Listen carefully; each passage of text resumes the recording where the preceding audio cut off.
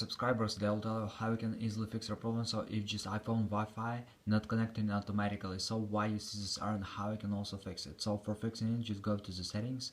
In the settings you need to find here Wi-Fi, just open it and just check if you see here this blue icon. So just check the sync, just tap on your network, and also you can try to forget this network and just reconnect to it again. Just tap on it and submit, just tap on forget, and after just connect again.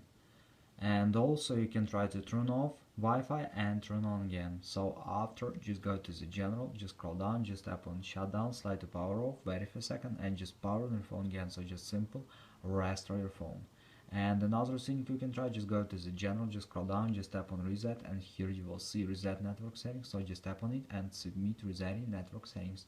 So thanks for watching, have a nice day, subscribe to my channel, click like, and goodbye.